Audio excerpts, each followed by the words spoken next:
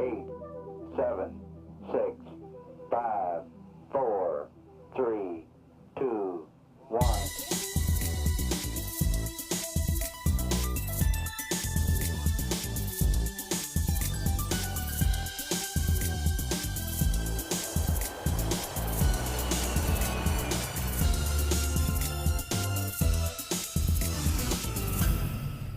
What's up, everybody?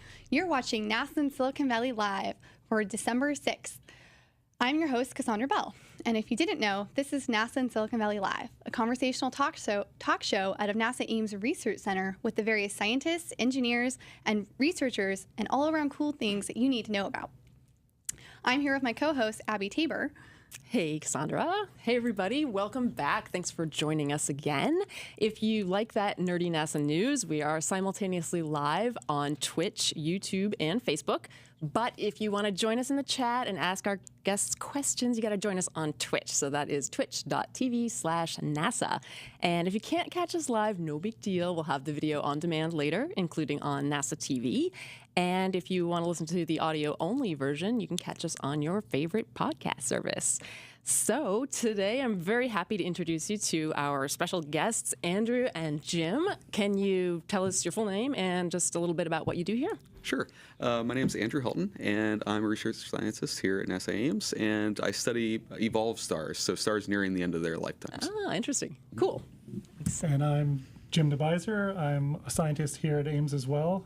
My main field of research is how stars form, and I also work on astronomical instrumentation. So these are the cameras and instruments that we put at the back end of the telescope that collects the light, that takes the image or studies the object in space that we want to observe. Okay.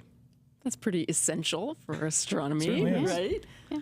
So today, we're here to talk about airborne astronomy. So can you tell us a little bit about what that means, airborne astronomy? Yeah, so when you think about astronomy, you might think about the dome on the top of a mountain in an isolated mountain range somewhere, or you might think of a satellite in space.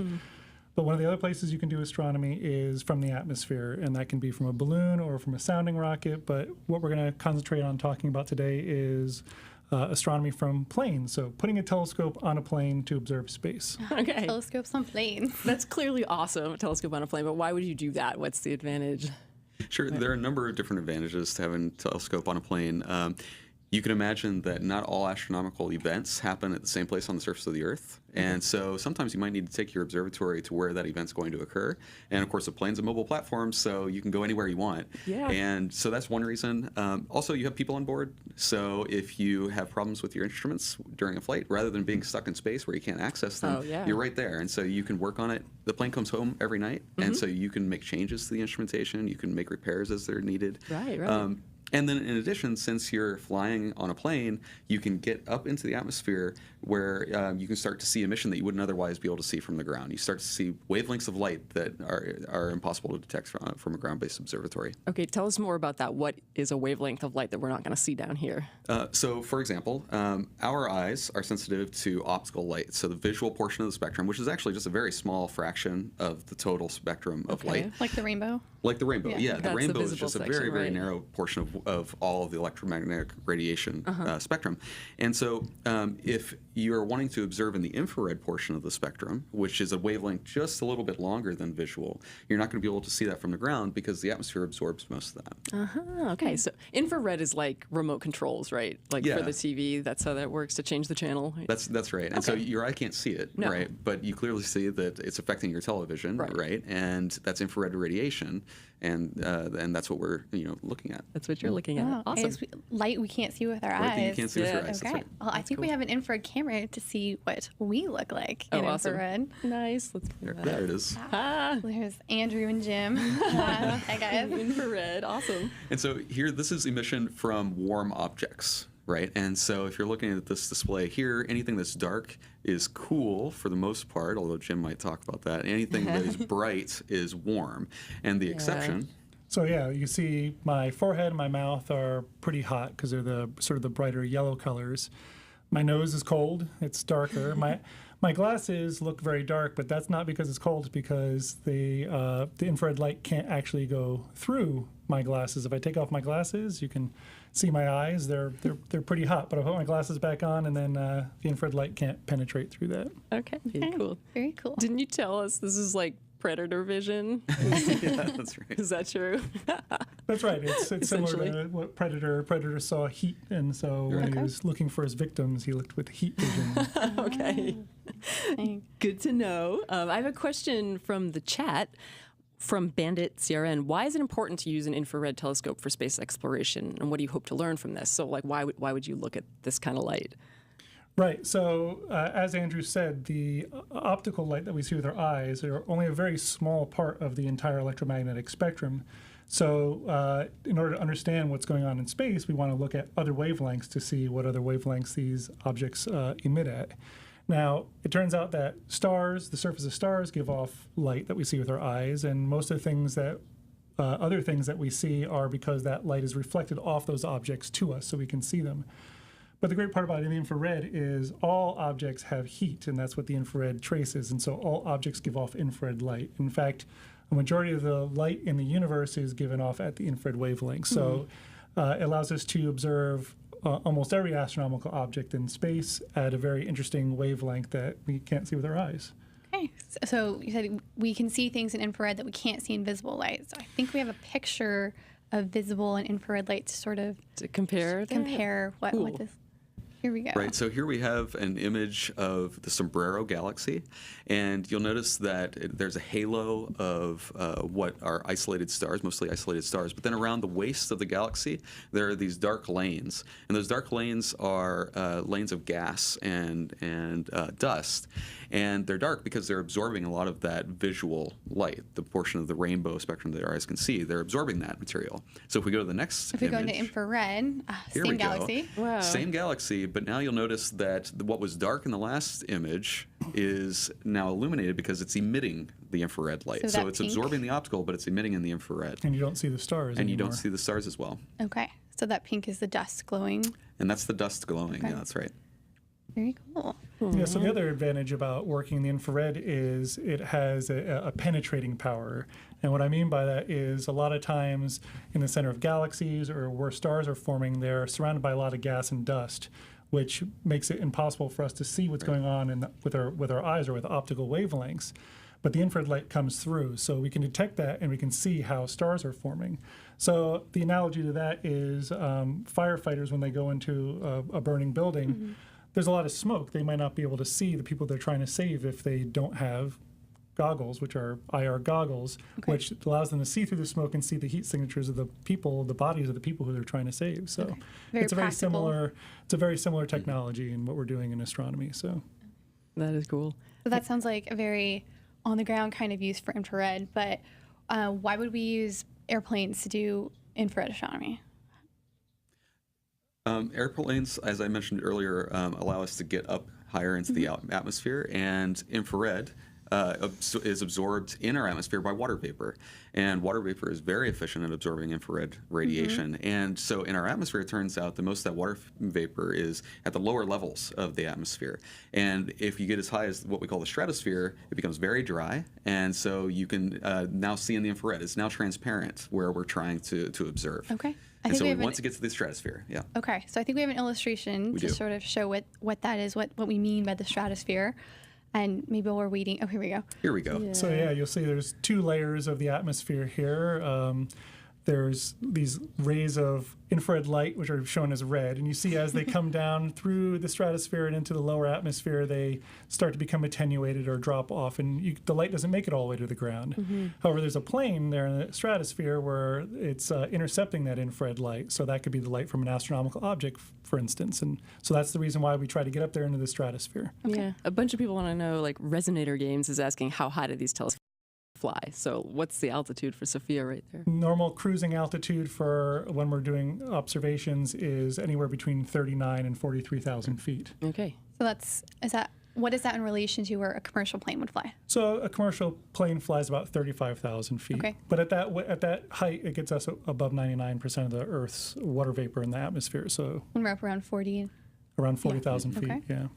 yeah. All right. So Excellent. NASA's been putting telescopes on planes for quite a while. Yes. That is And we have true. some models here to talk about all these telescopes on I planes. do. I have an early example here. This is the Learjet, right? Right, so this is the NASA's Learjet Observatory. So this was one of the earliest airborne observatories in the infrared. And it started flying in the late 60s. It had a telescope that was 12 inches in diameter on board. And so that's a modest-sized telescope. Yeah, it's about Yeah. that big in diameter, about that long. A lot of people who are amateur astronomers have telescopes of that size in their backyard, but in this case, it was one of the first infrared telescopes. So we're looking at the infrared part of the spectrum. So it did make a lot of discoveries. And if you see here in the front, the hole here, it's not really a hole, but that's the telescope sitting out or pointing out the side of the plane. And what kind? You mentioned some discoveries made from this Learjet. Yeah, so I think there were a lot of discoveries made because, again, it was one of the first infrared observatories. But one of the interesting ones was it totally changed how we perceived or how we thought about Venus. Okay. So prior to these observations, a little bit prior to these observations, we knew that Venus had lots of clouds in its atmosphere. We knew that it's about the size of the Earth, but it's a little bit closer to the sun. So a lot of people thought that, well, Venus is probably like this very lush tropical paradise, lots of rain, maybe even vegetation or plants and things on the surface. And just before these Learjet observations, they found that there was no water in the clouds of Venus. And the Learjet actually determined that the major aerosol constituent of the atmosphere is sulfuric acid. Very different from it's water. Very different. So now, instead of a lush tropical paradise, our picture of Venus is sort of a hellscape.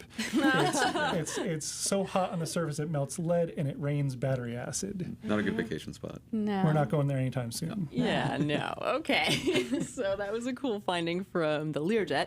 Now let's fly in my second example here. Even the next airplane. Yeah. Move it on up. All A right. new generation of airborne astronomy there. What's this one? So this is a model of the Kuiper Airborne Observatory, which was the next generation after the Learjet. Okay. The Kuiper was a C-141 military cargo aircraft that was converted to house a telescope. Just like the Learjet, you can see that the telescope is in front of the wing right there, just behind the cabin. It's quite a bit larger than the Learjet was, right? So before the Learjet had telescopes, it was only about 12 inches in diameter, so about 1 foot. This is about 36 inches, so 3 feet. It's about 3 times bigger, and the aircraft, of course, is quite a bit bigger as well. The Learjet had a passenger space for about 4 people with pilots, Oh, and really? then That's here it? we even have an upgrade, so you can have about 12 people on board. So it's still pretty small, but that's mostly because it's taken up, the fuselage is taken up with a lot of equipment and computers and whatnot. If this were just a passenger jet, it would be about 150 people or so on board, compared to the Learjet's, 6 to 12, something like that. yeah. Yeah. And I think we have a picture of what it was like inside there we this go. plane. You mentioned not having a lot of space. All right. Yeah, so here we go. Yes, there it is. So you can see that most of the fuselage is taken up with computing equipment and control equipment. It looks kind of like something from an old missile silo or something. And that's just inside our C-141. And what years did this fly for? So it flew from about 1975 to about 1995, and it was very active during that time. So it conducted a lot of research. It flew for about 7.5 hours at a time, and it would fly 2 to 3 times a week. It made a lot of discoveries similar to the Learjet. It was one of the first observatories that observed the atmosphere of Pluto, for example. Wow, Pluto. So yeah, Our Pluto. favorite, not a planet. Yeah, Pluto, not a planet. Hashtag Pluto, not a planet. That's right. And we're actually lucky today to have one of astronomy's supervillains. That's right. Super villain. What did you do? It was the 2006 International Astronomical Union meeting where they decided to reclassify Pluto from a planet to a dwarf planet. And one of the main sort of contentions or things that people think wasn't quite right about it was towards the end of the meeting and there weren't a lot of astronomers left. There was only a few hundreds of us from the couple of thousand that were there for the whole meeting. Okay. But we had the vote, and Pluto was determined not to be a planet. And I just want people to know that there was a majority opinion, a very large majority opinion of people who thought that Pluto should no longer be a planet. And for good astronomers reasons. who Astronomers, agree with yes, that. actual Okay. astronomers, yes. Doesn't fit the mold. It does not Doesn't fit the mold of, Yeah. of a major planet. That's correct. It's okay to be a dwarf planet. It's That's not all wrong with right. it. It's still a cool planet. It's still a cool place. People talked about it getting demoted, but Yeah, it's no. okay. Yeah. And what else did the Kuiper discover?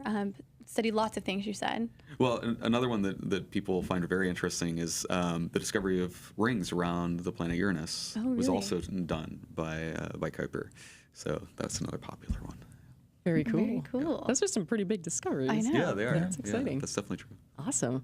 Should we move on to our Yes. Moving on third up. plane? This one's Yes. very exciting. This is no ordinary airborne observatory.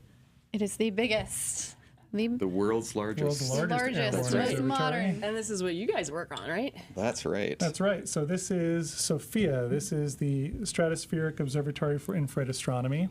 And this is the mission that both Andrew and I work on. And so we're now looking at a 747 that's been heavily modified so that there's a much larger telescope in the back. So in Learjet, we were talking about a 1-foot telescope in diameter. Kuiper was a 3-foot in diameter. Now we're talking almost 9 feet in diameter on this telescope here. 9 feet. 9 feet inside an pretty huge. airplane. That's Yeah. correct. Yeah. Wow. Yeah. Cool. And how often does this fly? This is, you said, the world's largest observatory. Well, airborne largest observatory, it flies 3 to 4 times a week and 10 hours on a flight, so a little bit longer than the Kuiper, which was at 7.5 hours, and Learjet only could fly for 3 hours. So we have a lot more observations coming out of SOFIA than we did those two facilities. Yeah, and you'll notice that here the telescope is behind the wing, whereas in the other two models it was in front of the wing. That's true, yeah. Makes it much easier for the pilots to access the restrooms in flight, so that's a yes. good thing. There's a lot more space to move around. Okay, great. So normally, if you're on a 747 passenger jet, it can house almost 300 people or so, and so it's a marked increase in size from the C-141 that was the Kuiper. And the telescope is in the rear, as I mentioned, and that hole, just to give you a sense of perspective, is about the size of a normal garage door, right? So that's how large a hole in the cavity. And you said that's is. a hole. That's a hole Totally that's open? open to the atmosphere. just It's open that open up. to the atmosphere. It's not a window. And so if you look carefully at the fuselage, you might be able to make this out. There's a little rise leading up to the opening, and that rise was very carefully engineered and tested here at Ames, in our wind tunnels here at Ames, to take the air and direct it over the cavity and to have it redirect to the backside so that there's no turbulence in the cavity, or at least very little turbulence in the cavity. No drag. So it's very smooth airflow across that. The pilots assure us they can't tell if it's open or closed. It's almost seamless. Oh, wow. And I think we have a video of this door opening, this Yeah. garage door Oh. in the back of the I 747. want to see that, yeah. Yeah, so you are here's flying. SOFIA in all of its glory in flight, sunset trip. Yeah, and here's one of our test flights where we were opening the door for the first time. So you can see the door slowly opening in the back there, and eventually it'll open to about 10 feet in size because it's a 9-foot diameter telescope. So And if you think that it looks like it's a little bit stubby for a 747, you're correct. It is. It's actually a 747 SP, so it's a special performance 747. Okay. They only made about 40 of those, but it's just a smaller, shorter version. But we're on board. We're on board during these. It's not like they're being the telescope and the instruments are being remote worked. Right. We are on board the plane at the time. We are moving the people on board are moving the telescope. The people on board are using the instruments and collecting the data. Oh, It's a pretty yeah. active work environment. Yeah, on board, Yeah. What is that like? Are you moving around? Are you fixed at your computer screens? What is it like on board? Well, we have different stations where different people do their work. There's a station for the telescope operators who point the telescope to where we need it to go. There's a station for the instrument operators. These are the people who are looking at the data coming out of the cameras at the back end of the telescopes. There used to be eyepieces at the back of telescopes. Now everything's digital cameras or instruments Okay. that collect light and analyze light. And then you have mission directors who are talking between the scientists on the flight deck and the pilots up in the cockpit to organize how things in the flight are going to go. And of course, you have the pilots up top because they're on on the second level on a 747. And of course, there's still a lot of space on board, and so there's plenty of room for investigators who are actually the people we're conducting the observations for, the people who have proposed the research. They can come on board and see their data as it's coming in. Oh, other astronomers? Other astronomers from all over the world can come join. So our crew, including visitors, are typically somewhere around 20. Okay. And the Kuiper could have maybe 7 people on board, Right. and the Learjet could only have 4 people on board besides the pilots. I think we have a video on board, Sophia, showing a little bit about the environment and what it's like. Yeah, there's our second home. Yeah, that's right. So yeah, what you're seeing here is that's the back of the mission director's computers that I was talking about, the mission director's stadium. That's the science station there. That's where the people who are looking at the Is that where data you come and in. Andrew sit? That's where we sit, that's where yeah. we would be. We were watching and analyzing the data come in on the astronomical instruments. And if you're paying attention, people were facing the telescope, and so your back is to the direction that you're flying, right? You're So you're facing sitting backwards. backwards. You're Okay. saying opposite of what you would That's in a right. commercial airliner. Okay. That's right. Okay. That's Okay. funny. And is that so everyone's facing the telescope? We can watch and monitor what the telescope is doing. Okay. That's Yeah. right. Cool. I have an important question from Venom Plays 777. Are there in-flight meals? There are not in-flight meals. There's no no. catering except what you bring on board yourself. Oh, we man. do Bring your have own. we do have a galley which has microwave ovens. We have a coffee maker. We have refrigerators. Now, for years we didn't, and there was a lot of Yeah. celebration when we finally got a coffee maker. Yes, Yeah. yeah, and the Nice. microwave. That's great. Yeah. All right. BYO snacks. Yes. That's right. Bring your own snacks. 10 hours, so you need a lot of Oh, food. yeah. That's right. That is true.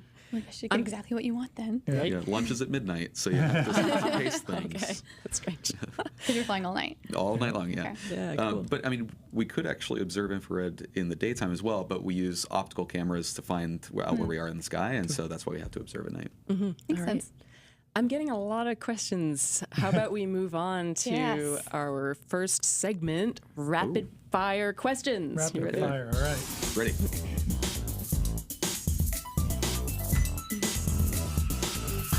All right, you asked for it, so here we go again. Rapid fire questions is where we cover as many questions from the chat as we can. So let's go. Quick questions, quick answers, and we'll hit as many as we can.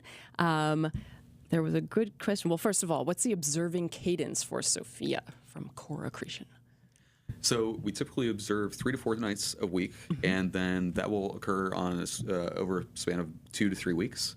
And then we'll do an instrument swap, put a new instrument on, and do the same thing again. And that happens pretty much year-round. Cool. Okay. Space TV Net is asking, is the Sophia telescope design more similar to a space telescope or a ground telescope? Yeah, it's much more like a space-based telescope. We actually point and maintain our pointing through gyros, so just the way a space observatory works.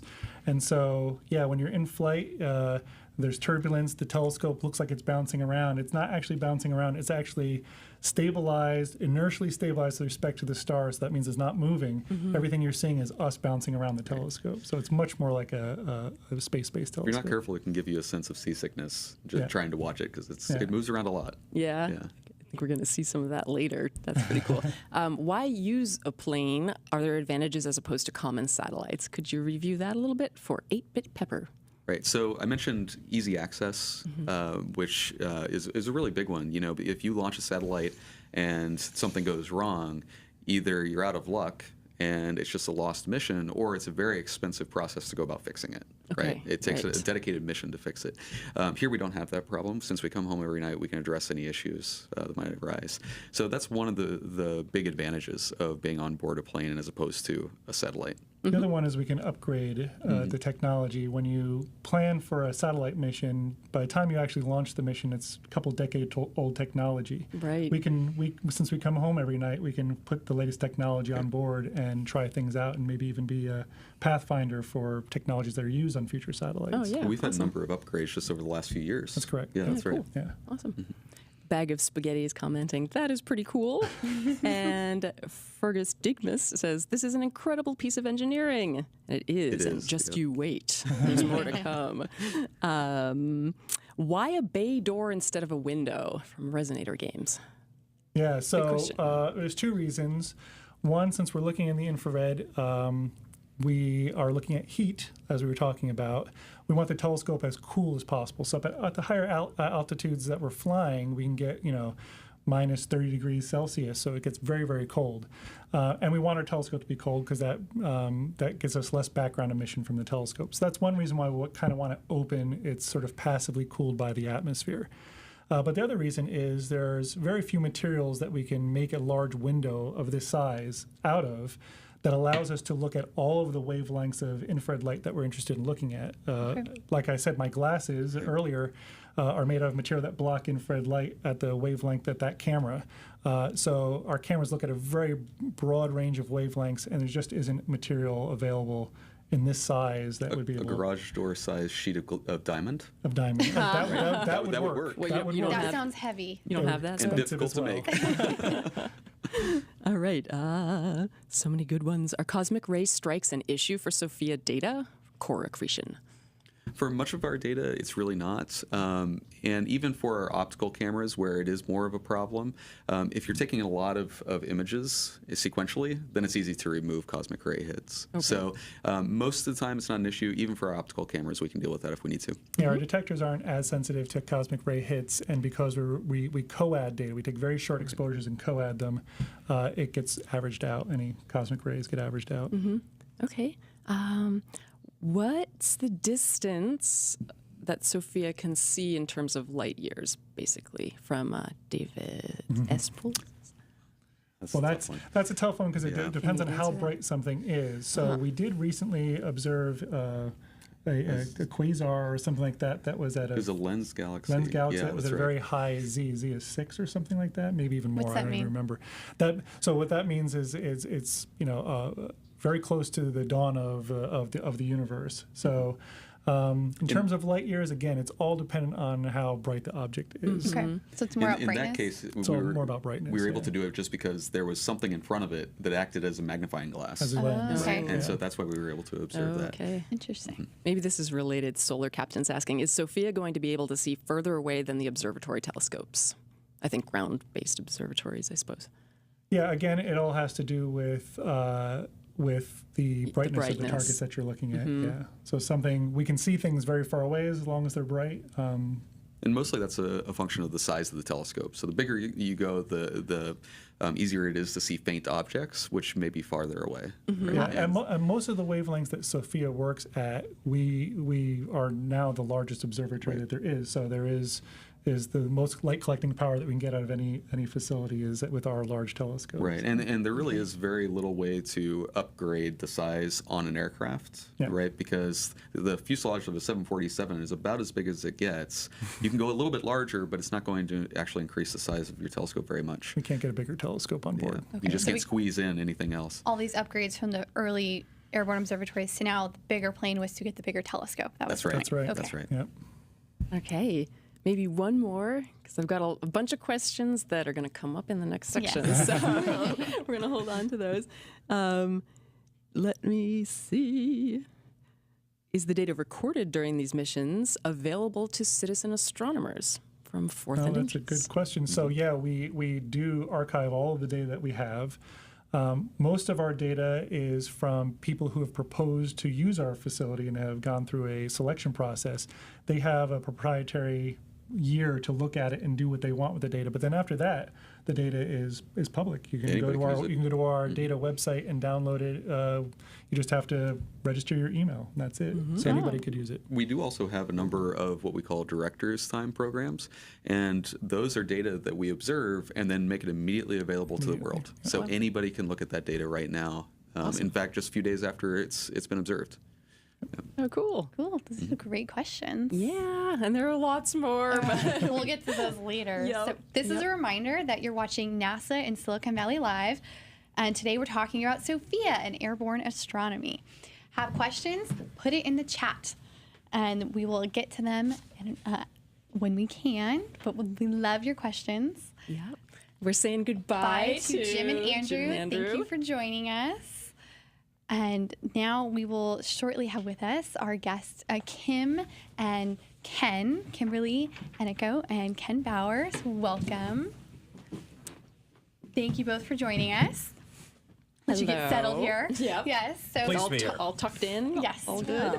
Welcome, Kim and Ken. That's the tongue twister. Okay. Yes. You could tell us a little bit about what you do here. Introduce yourselves. My name is Ken Bauer, and I'm an engineer here at NASA Ames. And my job is easy to explain, but hard to do. Okay.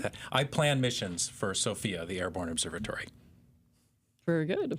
And I'm Kimberly Ennico-Smith. I'm a research astrophysicist here at NASA Ames. And as an astrophysicist, I'm studying the phenomena of the universe.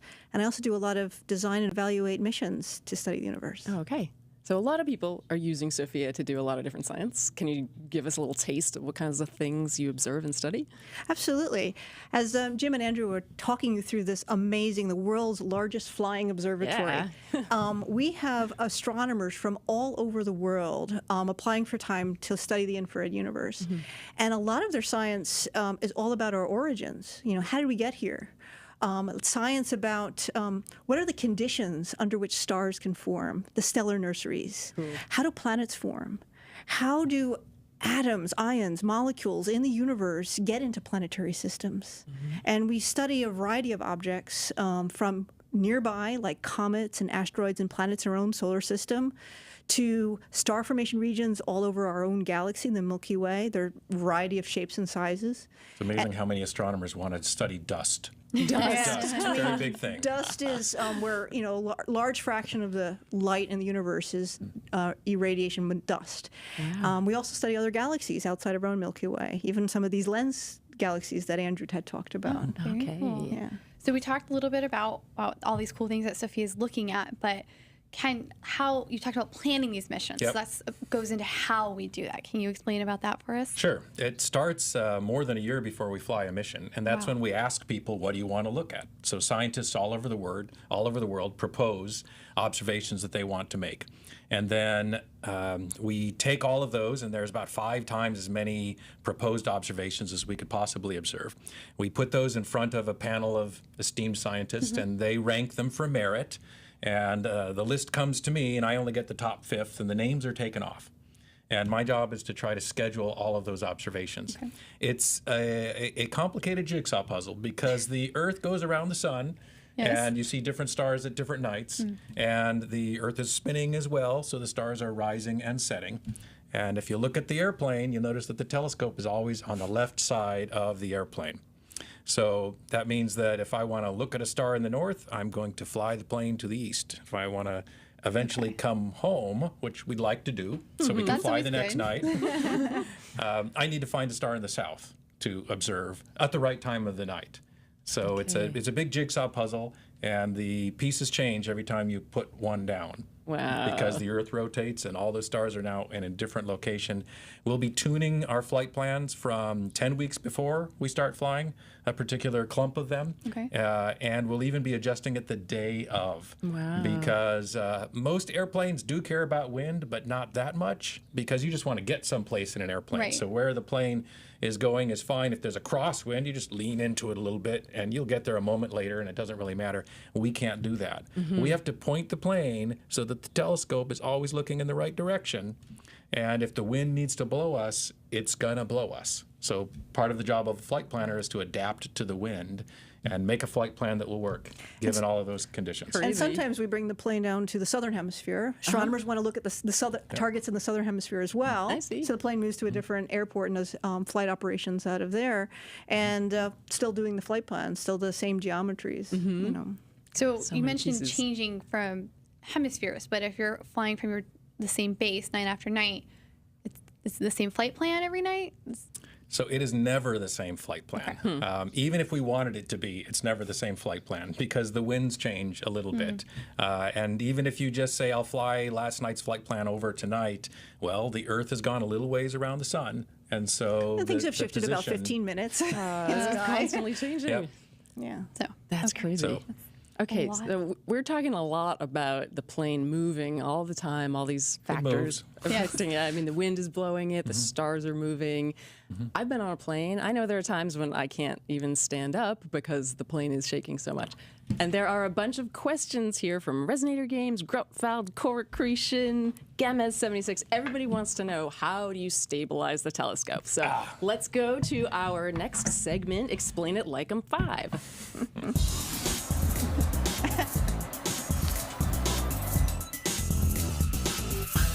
All right, so grab your sippy cups, folks. Explain It Like I'm 5 is when we ask our NASA guests to explain a complex scientific concept and make it understandable for us kindergartners. So take it away, Ken. Explain how you keep the telescope stable, and focused on a target. It's one of our most common questions. If you've ever tried to look at Saturn with binoculars, you know that the thing bounces all over the place, and it's you that's moving. You don't have to move much for something that's that far away to be very difficult to see. So you want your telescope to be very stable. And that's great when you're talking about a building on a mountaintop, but it's not so great when you're talking about an aircraft. You've been in aircrafts, most of you have been in them, you know that they move. And aircrafts tend to rock and roll a little bit as they steer around, and they tend to go through vibration. There's an engine hum all Kimberly's the doing the time. vibrations for us. Yeah, that's what toy model there. This is a model of the telescope at larger scale that's back right there. here. Yeah. And it is mounted inside what's called a spherical bearing. It's like a ball and socket joint, like your shoulder is. Yeah. So there's one sphere and type of another, and that allows it to rotate freely in 3 different axes. A little bit this way, and a lot this way. While the telescope is flying, it will be making changes because as the Earth rotates, the stars appear to rise and set, and so the telescope will be tracking along. And if it gets out of range, the plane just moves a little bit. We actually use the plane to do some of the steering in this direction of the To point the telescope. To point the telescope. And when the plane goes through some turbulence, the telescope can adapt to it. And we can often watch this. When I've been on the flight, I can watch this telescope bouncing up and down, in fact. It moves that much. Yes. You see it bouncing around. Yeah, it moves quite a lot. It'll go up and down a couple of feet. So how does that sometimes. affect the image quality? The astounding thing is that it does not affect the image quality. I can be watching this thing go up and down, and this is moving up and down a foot or two at a time. Quite within a second or two, it can go that far. And yet I look out the image that the camera's looking at, and it's a completely still image. It could have been a photograph, a still shot. Wow. I think we have a time-lapse video showing what it's like on a flight. Awesome. Let's see. So this is sped up, I think, 50 times. And as much as it looks jittery, seeing it moving around all over the place, this is actually a pretty stable flight as they go. I don't see really big motions. When you see it make a big rotation, like that is changing its target. And the little motions you're seeing are all the corrections for what the plane is doing. In addition to these corrections, to sort of cancel out the hum, the whole thing is sitting on a giant air cushion. So it's sitting inside a ring of inner tubes, and there are other fancier devices that help cancel out those high-frequency hums. Interesting. Yeah, and the science instrument is shown in the center there with the bags of white, which are when the cryogens on board are changing to vapor.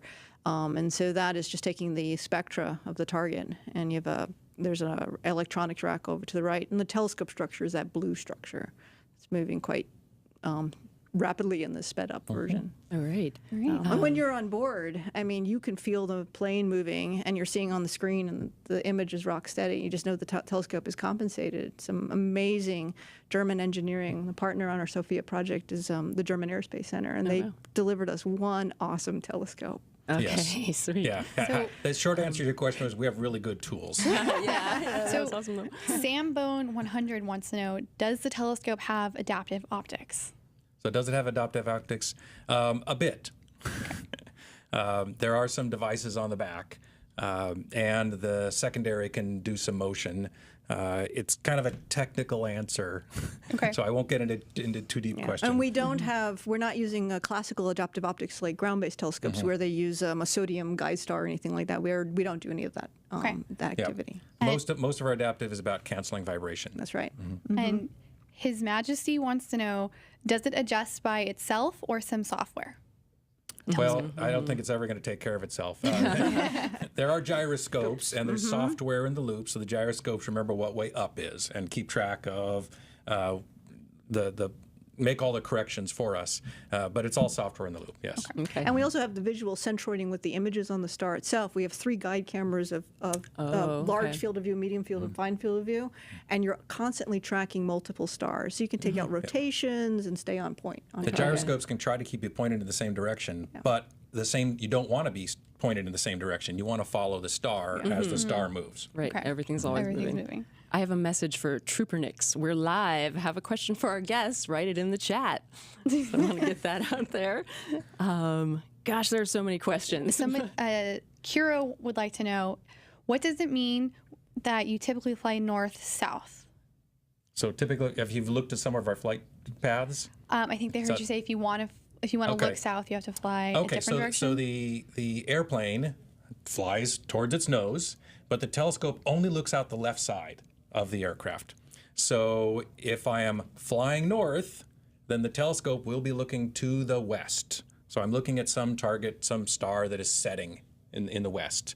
And if I'm flying south, and the telescope is looking to the east, so I'm looking at something that's rising in the east, and those have to be balanced out. We need to end up flying the exact same amount of time north as south, as east, as west.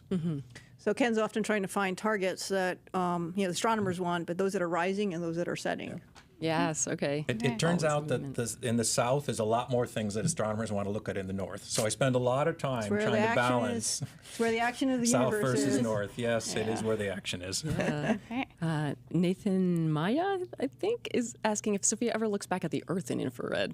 You'd have to fly at an angle facing the camera to the Earth, so we realize that would be very simple complex, answer, no. No. Decide to look up. We can only actually look, not even at the horizon, only 20 degrees above 20 the degrees horizon, up to 60 degrees above the horizon. And if we were to bank the telescope like that, I think all the passengers would be very uncomfortable. Yeah, you'd have to change the plane. Well, we have so many great questions live, but we are going to run out of time if we don't move on to talk a little bit about some of the objects that Sophia studies. And that's what people want to know about as well. Yes. So, Kimberly, I've flown on a few flights with you. Okay. Get these models out of the way. Yeah. Yes. And on a couple of the flights I've been on with you, we've been looking at black holes. So can you tell us a little bit about Sophia's black hole observations? Black holes, one of many different type of targets at Sophia. So black hole is an object whose gravity is so strong that not even light can escape. And there's actually quite a few black holes in our Milky Way, but they're hard to find. Oh, yeah. They're hard to find the signatures. In fact, they're 1 out of every 1,000 stars may eventually go through a black hole phase in our Milky Way. Okay.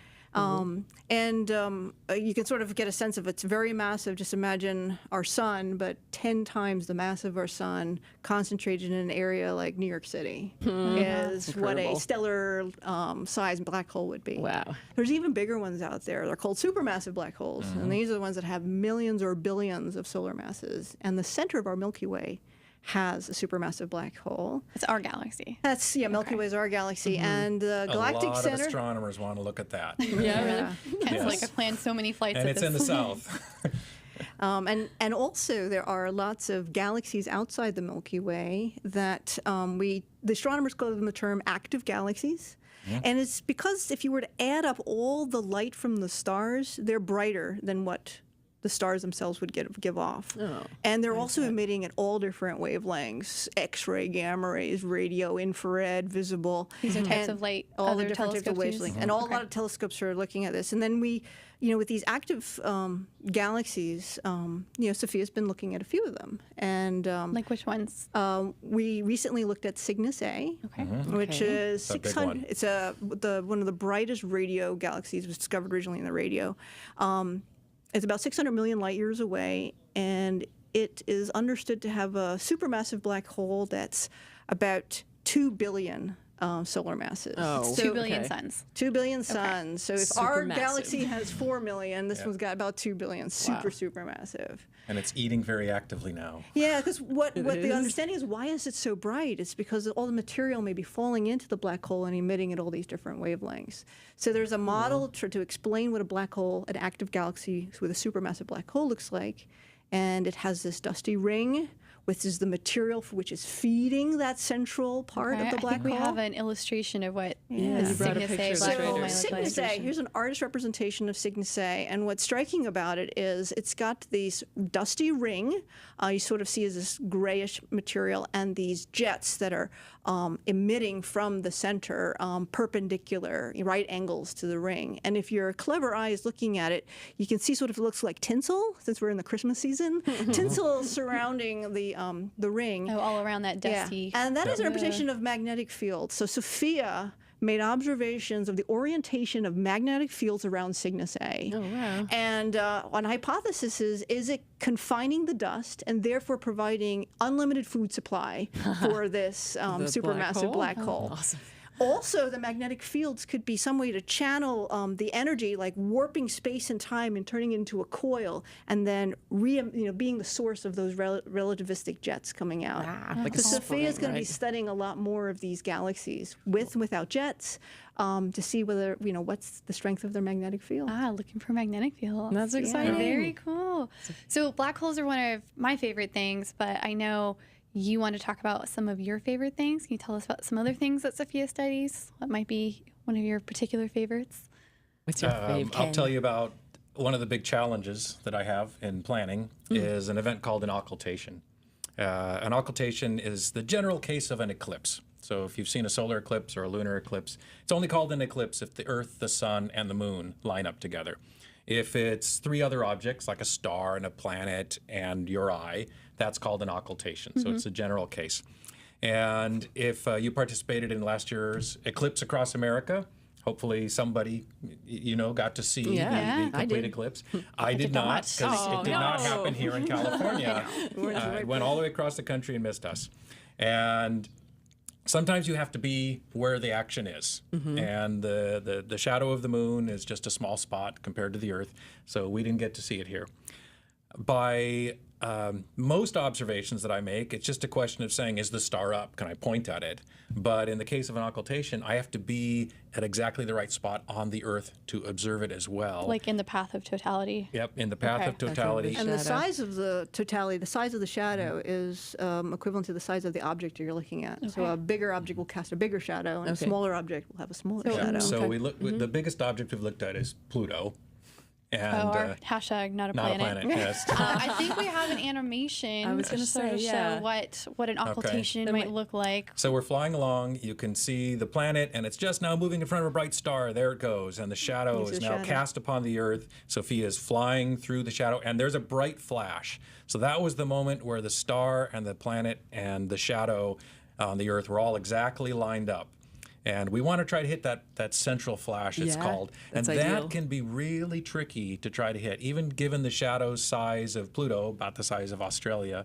The central flash goes by really quickly. So this, Really? you said it's about the size of Australia. How long do you have to study that? When what we It's saw in the about a little animation? less than 2 minutes, about 1 minute and a half, 90 seconds. 90 seconds. 90 seconds, Oh my yes. gosh, better To not do- miss Yes. it. All the And you science have need to to be do. within about 50 miles or you'll miss the central flash Wow. entirely. And we like to try to be within 5 miles. And we're moving at 500 or 600 miles an per hour hour. at the same time. And the shadow's moving about 50 or 60,000 miles per hour. Oh my gosh. So we're definitely not shadow chasers. We are. Shadow interceptors. Interceptors. Okay. You need to be there when it gets there. Yes. Yeah. Yes. And Wow. What do you Otherwise you miss learn your- when you study objects like this? What did you learn about Pluto? Well, you can learn about its size, because when you cross the shadow, you get the size of the object. You can also learn about its atmosphere, depending upon how the light curve changed, this dimming in the light. And you can also learn about the environment. Uranus, its rings were discovered by the Kuiper Airborne Observatory right. We talked through about an that. occultation measurement, because it was an unexpected result. And again, they found rings around a body. So occultations say about its size, information about the atmosphere, and whether there's rings or other satellites around the object. Amazingly, Pluto, for being so far and cold, has also got a dynamic atmosphere. It's changing over time. And that has been confirmed by many occultations over the several decades awesome. since But this discovery. Sophia found that out first. Yeah. It's awesome. Very cool. Yeah, cool. So you talked about searching for rings and for areas around this. What other objects have you looked at, searched for rings for with Sophia?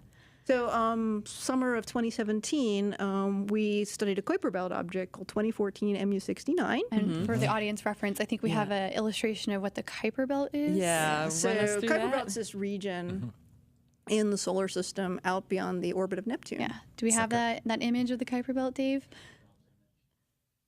So it's not to be There we confused go. with the asteroid belt, right? Yeah, so this So is a region in the solar system beyond the orbit of Neptune, and Pluto is a frequent visitor of after its 250-year orbit, the king of the Kuiper Belt. It's the most famous one, yes. And a billion miles beyond Pluto is MU-69, or 2014 MU-69, a very small rocky body. Okay. And what was Sophia looking for? So we were an opportunity presented itself, and this is an object discovered by Hubble, but we didn't know anything about its size. So we wanted to catch the occultation. It's a small object. It's anticipated like Pluto was going to be like a 90-second event.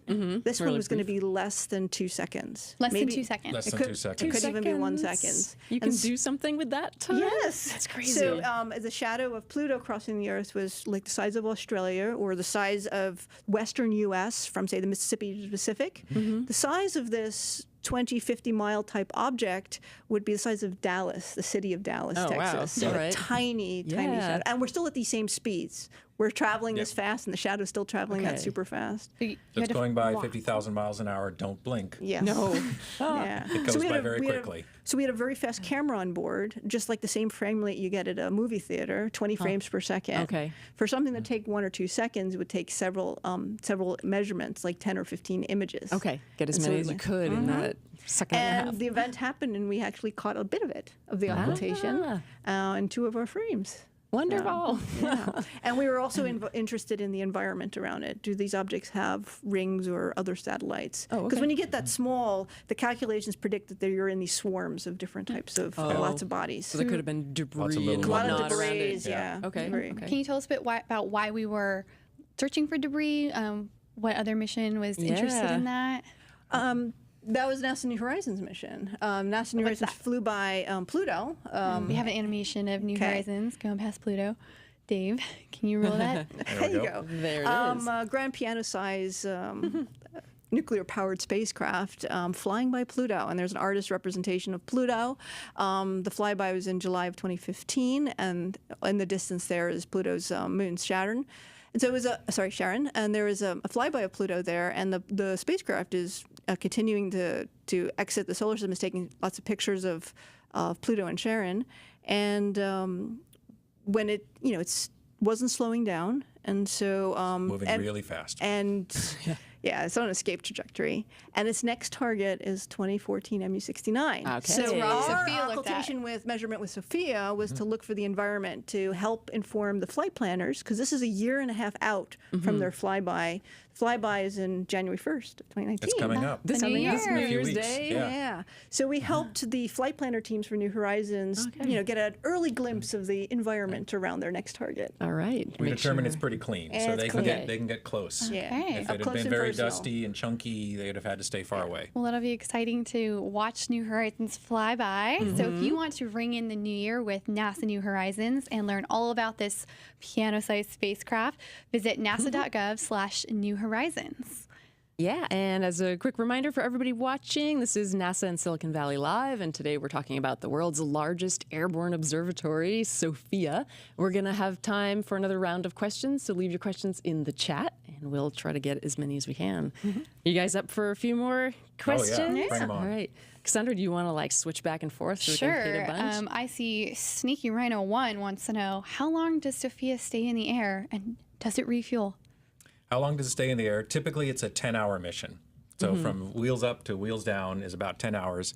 And that's a pretty long flight. If I were flying it as a passenger, I'd be uncomfortable. But I get to get up and walk around. It does get cold and it does get loud on board. Without all sorts of passengers and seats all over the place, the rumble of the plane is pretty loud. So we actually wear hearing protection most of the time that we're there. Does it refuel? So in-flight refueling? No, it does not. We land the plane and refuel it. But astronomers would love that, because there's always more targets to look at. But our crew does want to go home with their family. Longer flights might be nice, but the reality is we only observe at night. And so even if we were to try to do a 20-hour flight, we don't have 20 hours at Well, night. late breaking news is that at certain wavelengths, we can be observing at longer wavelengths. Yes. Oh, okay. But we need to refuel. Yeah. Does the plane have to fly without lights to not interfere with the telescope? suppose? And does this cause issues with flight laws? Nailfile1 asks. So that's not an issue. Okay. We turn off the lights that are shining on the telescope itself. But other than that, we turn them off. So the logo light, that's the light on the plane that shines on the plane itself. We On the turn those tail? off as well. Yeah. Yeah. Okay. Oh, okay. But the blinking lights, the red and the green, They're on they're on the whole time. Because you're following all FAA rules, and they're emitting in the visible. And as you remember, our telescope looks in the infrared. Exactly, and right. and it doesn't interfere at all with our cameras, our guide cameras that work in the visible. Cool. Yep. So we do follow all the FAA rules. And that is a big deal for flight planning. I bet. Anti-Particle 73 wants to know, are there multiple SOFIA in operation? Nope. Just one. And Space VNet would like to know, who was the genius that first had the idea of an airborne observatory? Oh, I don't know the answer to that. Yeah, I mean, there was earlier we learned about the Learjet in the 1960s, but even prior to that, there was a smaller jet that was put up, and they just stuck a camera outside the window and just to see what you can measure, because you knew about this property that the atmosphere was blocking the infrared. And when the first infrared detectors were being discovered, were being made, they took it up and they realized that we are missing a lot of the universe up there. The answer is the cool people at NASA. Nice. That sounds like it. They've been Curious doing that for a long time. Could SOFIA be used to observe a comet and its tail? Absolutely. Oh, yeah. And it has. Oh, yeah? Yeah, several times. We have one coming up. Yeah. Comet Vertinen? Vertinen, yes. So that's going to make its perihelion around December 16th or so. And that, Yep. what does that mean? Yeah. Oh, closest to the sun. Okay. So when a comet gets closer to the sun, it gets more active, and you can see a lot more of its activities. And so in the infrared, we can study the gas and also the dust and the ice. So we can look at water, we can look at carbon dioxide, we can look at methane, we can look at any of the constituents, and also the temperature. So we do a lot of comet studies. Okay, Yep. neat. Yeah, whenever a comet comes around, it gets scheduled. We even have open observations. If a comet were to be discovered, it would get bumped up in the queue to be observed. Okay. Fred Burkhoff is asking, what is space made out of? That seems like a simple question, but that's actually... Oh, that's a cosmological question. that's You can tough. say, That's a good question. we often use the term gas and dust. Yeah, I So thought what is gas? Gas is told me that. atoms. They are molecules when you have more than one atom. You have ions, which are when you remove an electron or a neutron and you charge it. And then dust is solid particles. And some astronomers like to call dust anything that's heavier than helium. So sometimes carbon, oxygen, and nitrogen, if there's a lot of it, is a solid. We call it dust. Considered a dust. Okay. Planets are giant aggregates of dust. Yeah. Right, right. But yeah, what is space made out of? And then there's the gap between the gas and the dust too. All right, Good we won't get question, into good dark answer. matter today. Yeah, there's that topic for another day. So maybe you can tell us a little bit about, in our last minute or so, what SOFIA is looking at going forward. You mentioned this comet, maybe what they're looking at this week. This week, so I can tell you what we're looking at tonight. Oh, tonight. So we're taking off in about 2 hours' time. Cool. So 6:40 p.m. on Pacific time, 9:40 Eastern, 2:40 in the morning if you're at Greenwich Mean Time. And it'll be flying for 10 hours, and we'll fly out of Southern California, fly up to Manitoba, then across to Vancouver, and back down to Southern California. All the way up to Canada and back south. Yep. Okay. And then in that time, we will observe 3 different stars at various stages of their life. We're going to look at one that has a newborn inside of a cloud. We're going to look at a toddling, spewing planet and an aging, lost its hair already bald planet. And finally, at a great view of M51, a galaxy that's like the Milky Way, but close enough we can get details, and it's face on. And you can use your favorite flight tracking program, and our tail sign is the NASA 747. Oh, cool. Yeah, So so type it in watch tonight. us in 2 hours. Yeah. Oh, Sophia, okay. Awesome. Well, thank you both for joining us. We're just about out of time. So thank you for watching and for all your questions in the chat. This has been NASA in Silicon Valley Live, a conversational talk show out of NASA Ames Research Center with the various scientists, engineers, and researchers and all around cool people where we talk about all the nerdy NASA news you need to know about. If you like that, we're simultaneously live on Twitch, YouTube, and Facebook, and NASA TV as well. And if you can't catch us live, don't worry. We will be video on demand after the fact, and you can also catch us on the podcast services on the audio version. So a huge thanks again to our guests. Yes, Yeah, thank you're very you. welcome. Thank you. Glad to Thank be you. here. Both. And thanks for the questions online. Yeah. Right, Very good. exactly. Thank you to everybody in the chat who joined us. And we'll be back on Thursday, December 20th for a special holiday unboxing episode. So be sure to join us for that. And until then, thank you for watching. Bye. Bye.